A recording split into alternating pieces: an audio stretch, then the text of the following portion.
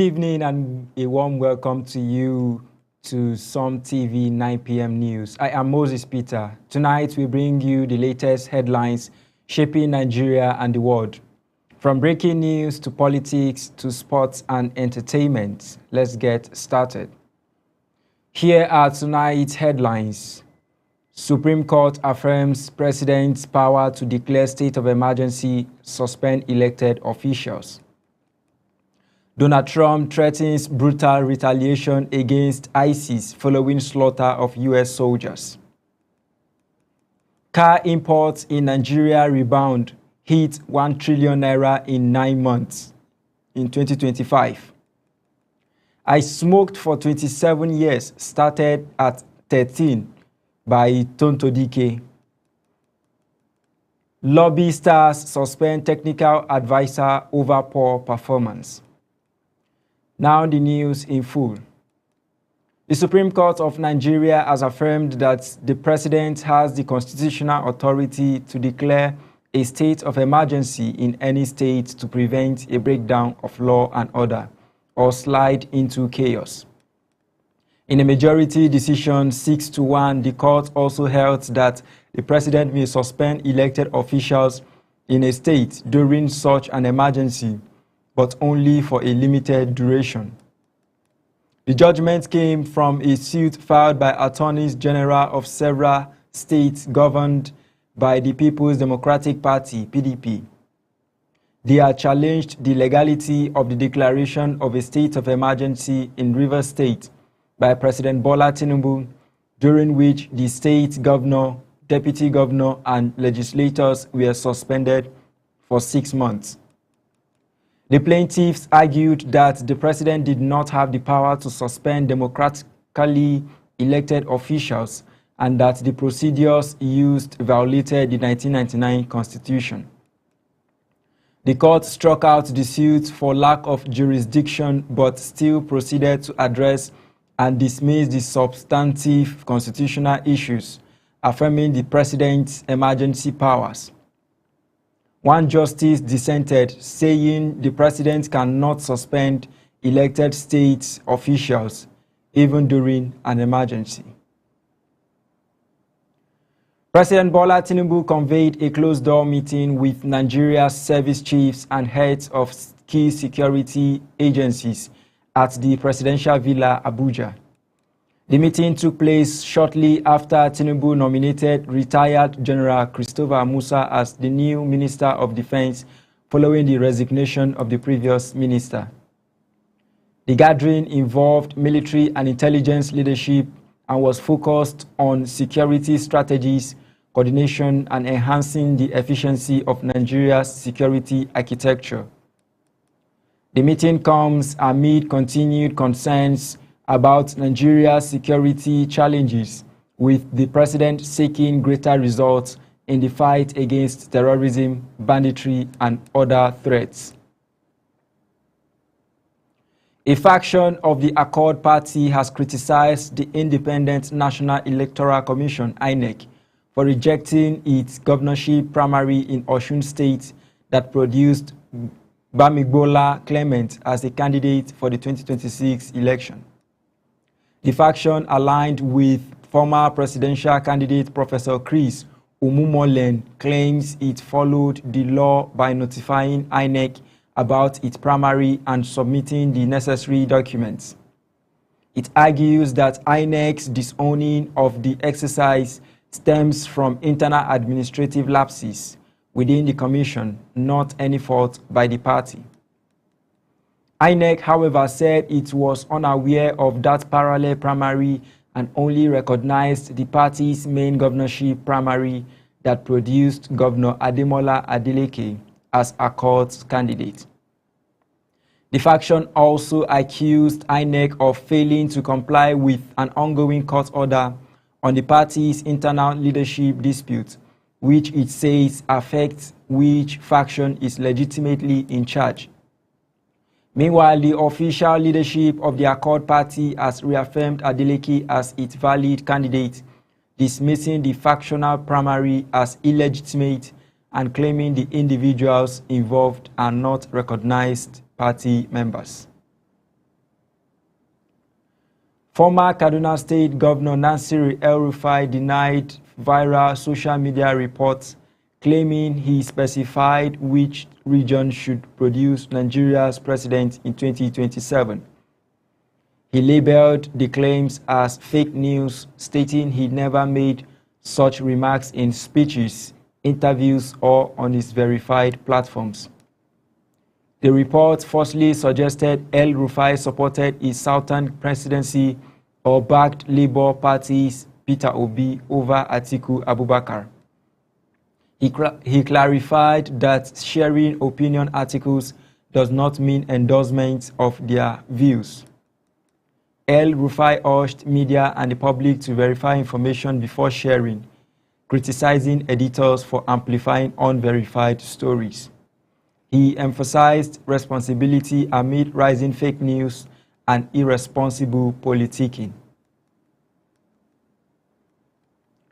Former Governor Ahmed Mai Karfi of Kaduna State asserts that the People's Democratic Party (PDP) will emerge stronger from its ongoing internal challenges. Mai Karfi expressed optimism about the party's future resilience despite current issues. He made these remarks in a recent statement covered by December 15, 2025. The PDP faces leadership disputes and factionalism, including conflict involving figures like Wike and Turaki, with calls for a caretaker committee similar to Mai Karfi's 2017 role. Stakeholders anticipate court rulings, particularly from the Supreme Court, to resolve these tensions ahead of 2027 elections. Similar sentiments of recovery have been echoed by other PDP leaders. Still on PDP, the PDP Zone 3 in Kaduna State held a stakeholders meeting to reaffirm the strength of its grassroots structures ahead of the 2027 elections. Leaders emphasized unity, robust mobilization at the ward and local government levels, and commitment to reclaiming political relevance in Kaduna. The gathering showcased confidence in the party's organizational capacity despite national challenges.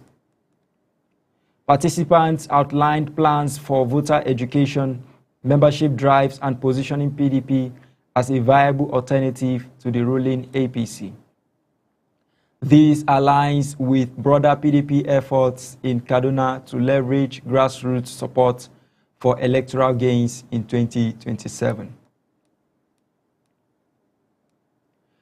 Bola Oyebamiji emerged as the All Progressives Congress APC candidate for the 2026 Osun State governorship election through a consensus affirmation process. The primary held in Oshogbo saw other aspirants step down in support with overwhelming backing from party members. Minister Adegboyega Oyetola, APC leader in Osun, affirmed the party's strong unity behind Oyebamiji during a visit by the primary committee chaired by Edo Governor Monday Okpebholo. Oyetola highlighted recent growth, including defections from other parties, positioning APC to reclaim the state. Oyebamiji, former NIWA Managing Director and Osun Finance Commissioner, pledged to tackle poverty, hunger, education, and healthcare if elected. He thanked President Tinubu, Oyetola, and party leaders, calling for cooperation to reverse the state challenges. Now moving on to Ondo State, Governor Lucky Aiyedatiwa explained the reasons behind several PDP governors defecting to the APC in 2027. He attributed the moves to the PDP's internal leadership crisis and the benefits of aligning with the ruling party at the federal level. Governors like Sheriff Okperovori Delta, Peter Mba Enugu, Dioye Diri Bayelsa, Agbukefas Taraba, and Siminalayi Fubara from Rivers State joined the APC. often citing party instability and federal advantages. They moved with state PDP structures, lawmakers, and executives to strengthen APC dominance. Aiyedatiwa noted PDP sinking both status amid poor governance, delivery, and admiration for President Tinubu's leadership. Defections aimed at securing more federal resources, supporting Tinubu's 2027 bid, and regional political realignment. The Ogun State Police Command has launched heightened security operations to protect lives and property before, during, and after the 2025 Christmas and New Year festivities. The police announced a strict enforcement of the ban on the sale and use of fireworks, knockouts, and bangers, warning that the loud explosions from these items can cause panic, fear, and confusion among residents. Area commanders, divisional officers, and tactical units have been directed to intensify patrols and increase police visibility across residential areas, markets, motor parks, places of worship, hospitals, and major highways. Parents and guardians were advised to caution children against using prohibited fireworks, and anyone found causing public disturbance, injury, or property damage will be arrested and prosecuted. Residents were also given emergency contact numbers to report incidents, and the police urged people to celebrate responsibly and cooperate with security agencies. The Inspector General of Police, Kayode Egbetokun, has approved the posting of Assistant Superintendent of Police Mohammed Adeola as the new Public Relations Officer (PRO) for the Airport Police Command in Lagos State. ASP Mohammed Adeola is a native of Ibadan, Oyo State. He trained at the Nigeria Police Academy, graduating in 2023 with a BSc in biochemistry, and was recognized as the best cadet officer in character. After commissioning, he served in Osun State and later worked at the Force Headquarters Public Relations Department in Abuja. His experience includes operational policing and media engagement, which he is expected to bring to his new role at the Airport Police Command. Now moving on to Rivers State, rival court gangs clashed in the Ngo and Uyegala communities in Adoni local government area, Rivers State, in a violent confrontation.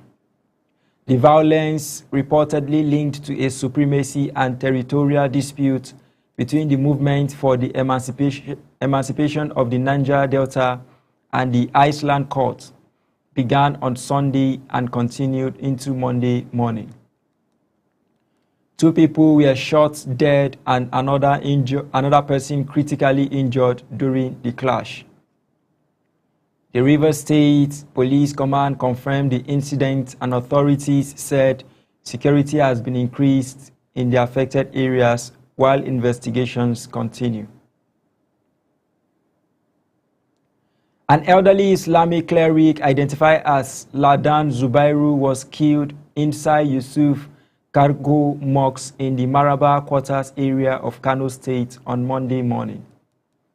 The cleric had just finished the first call to prayer and was seated when a man entered the mosque with a weapon and cut his throat. Angry residents pursued the attacker, lynched him, and set his home on fire before police restored calm in the area. The cleric's son said the suspect was found with his father's severed throat wrapped in a bag. Police confirmed the incident, recovered both bodies, and took them to Mohammed Abdullahi Wasi Teaching Hospital for autopsy. The State Commissioner of Police has ordered a thorough investigation and authorities appealed for calm while seeking information to assist the probe. Now moving on to Sokoto, former Sokoto State Governor Attahiru Bafarawa strongly criticized bandit leader Bello Turji following recent accusations of terrorism sponsorship. Bafarawa dismissed Turji's claims linking him and a former Zamfara governor to insecurity in northern Nigeria. Bello Turji alleged in a viral video that ex-governors of Sokoto and Zamfara fueled violence by arming vigilance groups like Yambanga, which targeted Fulani communities.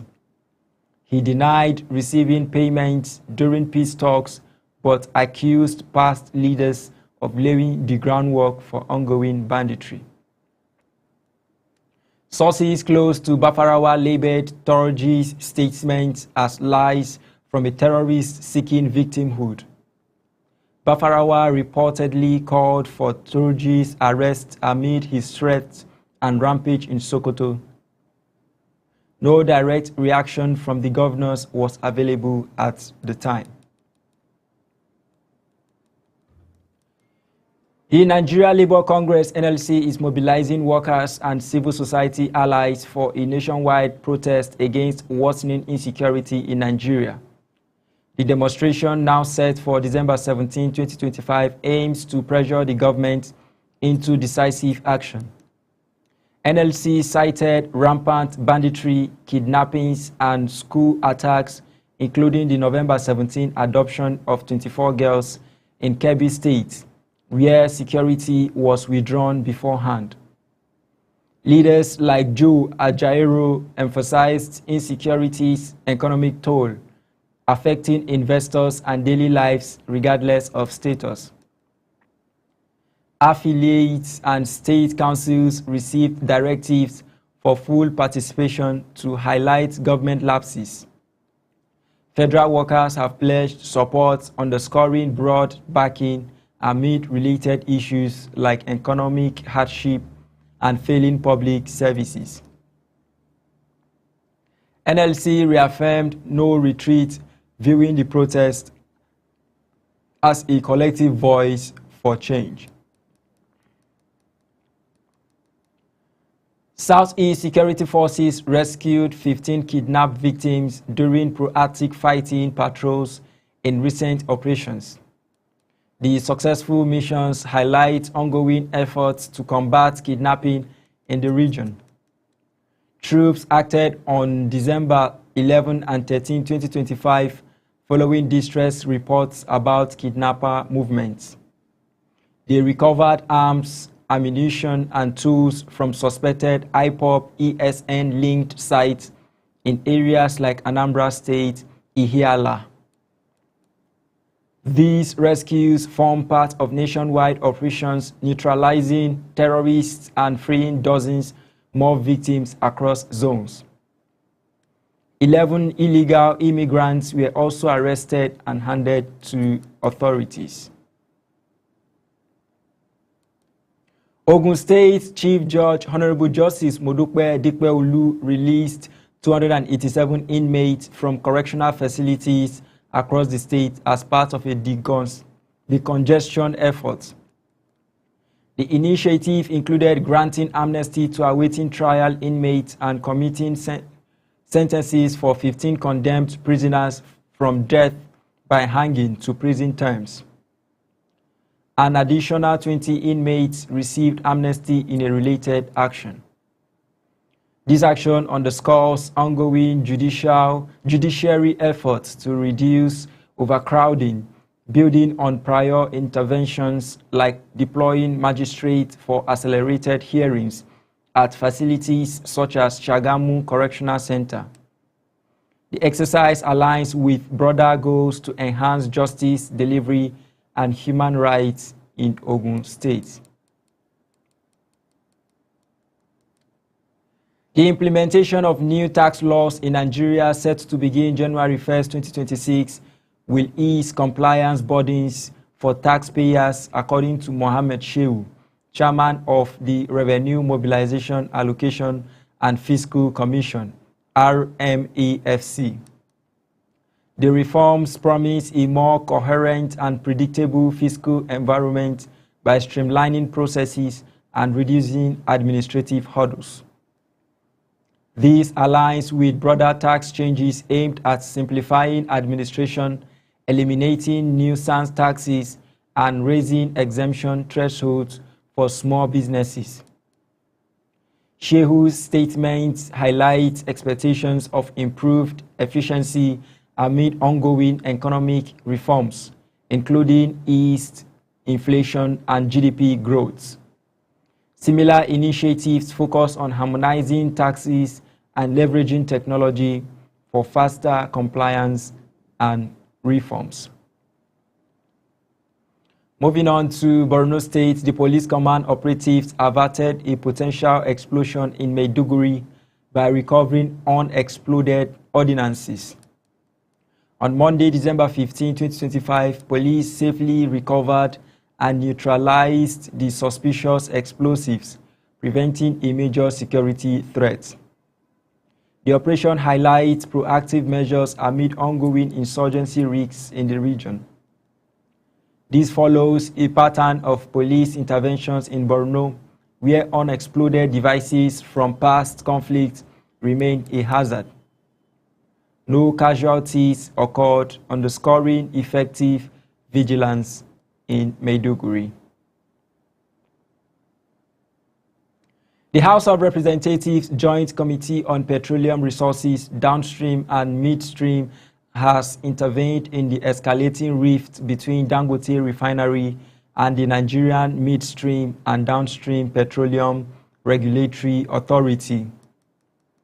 Chaired by Honorable Ikenga Imo Ugochiere and Honorable Henry Okoje, the committee summoned Aliko Dangote and NMDPRA leadership for explanations following an emergency meeting on the growing tension threatening sector stability.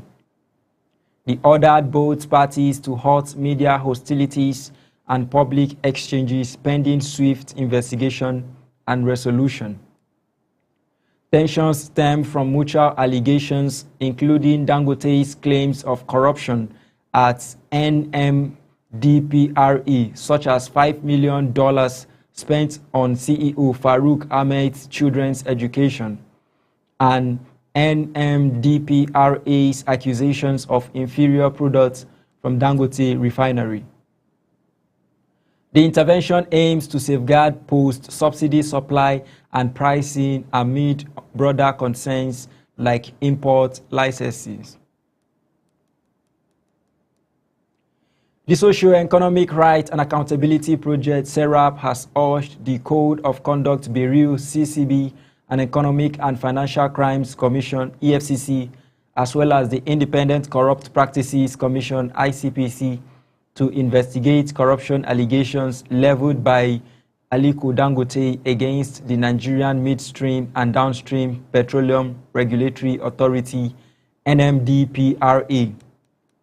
SERAP called for a prompt, thorough probe into claims of sleaze, including $5 million spent on NMDPRA CEO Farouk Ahmed's children's education in Switzerland, to uphold transparency and public trust. The group emphasized protecting Dangote from potential retaliation amid the dispute. Dangote accused NMDPRA of economic sabotage through import licenses favoring traders over local refining, prompting House of Representatives intervention earlier. SERAP stressed prosecuting any proven wrongdoing to deter regulatory misconduct. We are now going on a short commercial break. When we come back, the news continues. Don't go anywhere. Stay tuned.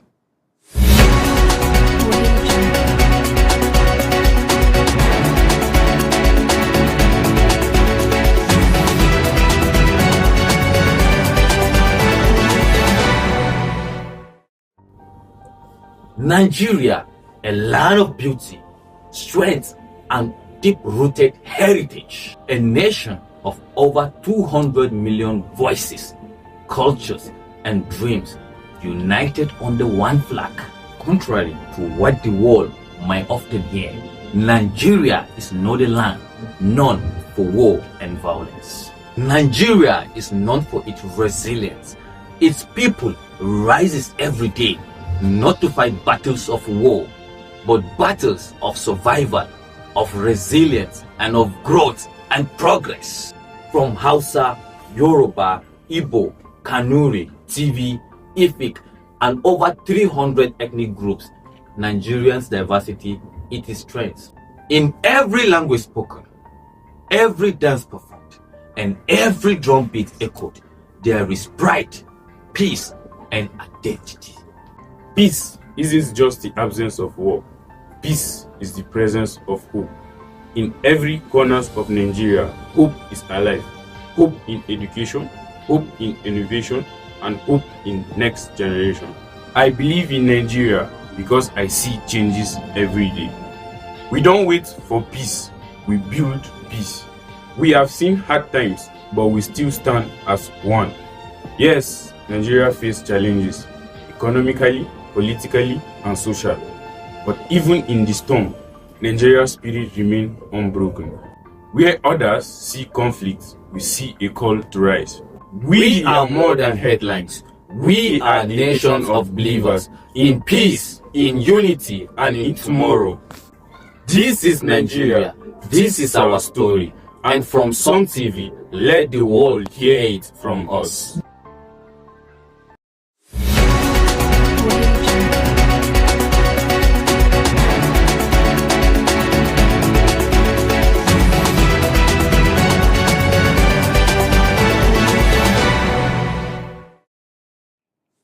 Welcome back. We are glad you are still there with us. Moving on to international news, a suspected Islamic State ISIS attack in central Syria near Palmyra killed 2 U.S. service members and 1 American civilian interpreter, and wounded several others during a mission involving U.S.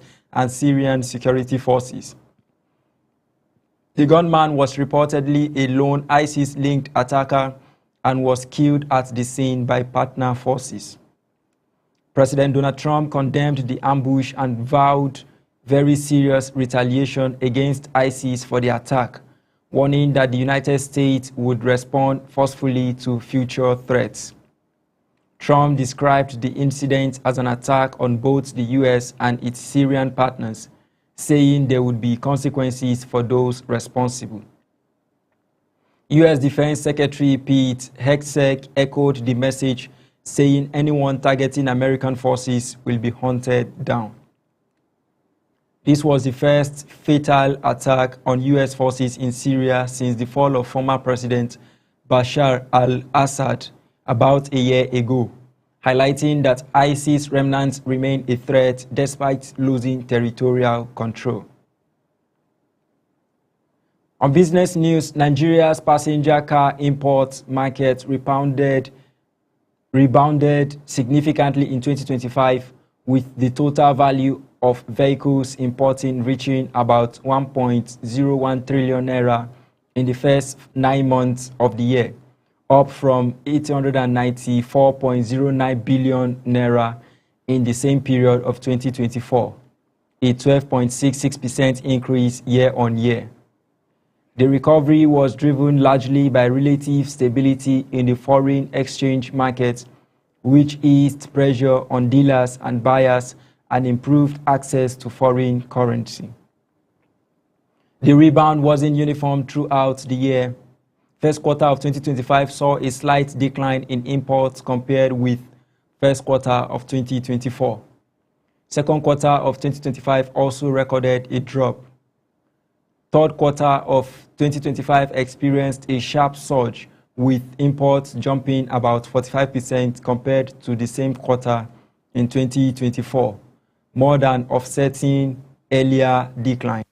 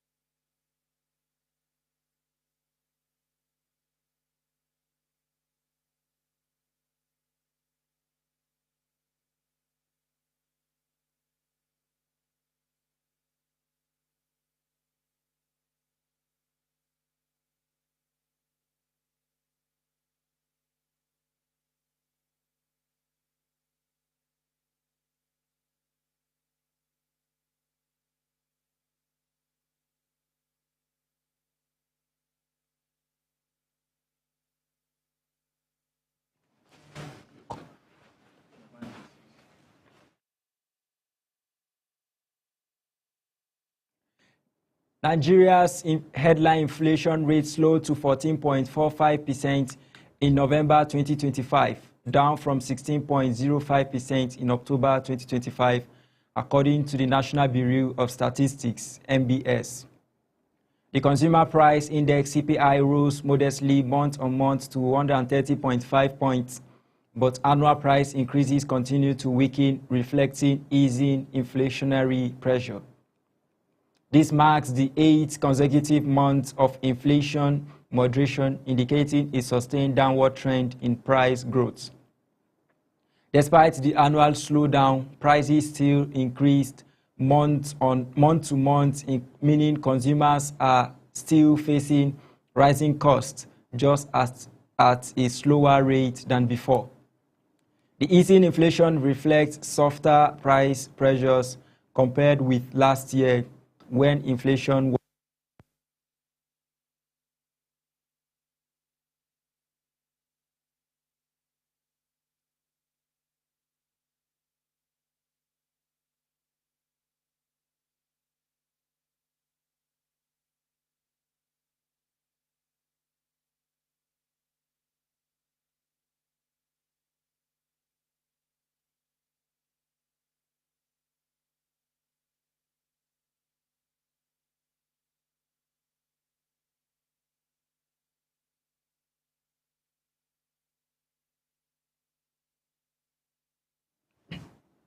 Nollywood actress and politician Tonto Dike publicly shared her personal testimony during a church service at Streams of Joy International Church, led by Pastor Jerry Eze, describing her long battle with addiction and personal struggles. She revealed she began smoking at age 13 and continued the habit for about 27 years, also struggling with alcohol addiction, masturbation, and prolonged anger issues. Dike said the turning point came through her renewed Christian faith and divine intervention, which she credits with helping her overcome these struggles. She noted that she almost withheld her testimony due to concerns about her public image, but chose honesty to encourage others. The actress described now experiencing peace and freedom from the urges and behaviors that once controlled her life. In sport news, Lobby Stars Football Club has suspended its technical advisor, Coach Bala Mohammed, citing poor performance after the team earned only 7 points in 6 league matches so far this season. The interim management committee made the decision following an emergency meeting in Makurdi. Coach Mohammed was directed to hand over responsibilities immediately to the club's chief coach, John Onu Abacha. Lobby Stars had hoped to improve their fortunes this season but struggled in results, prompting the management's action to try to turn around the team's performance. And that's where we end the news at 9 p.m. on Som TV. Stay tuned for more exciting programs and commentaries. I am Moses Peter. Good night.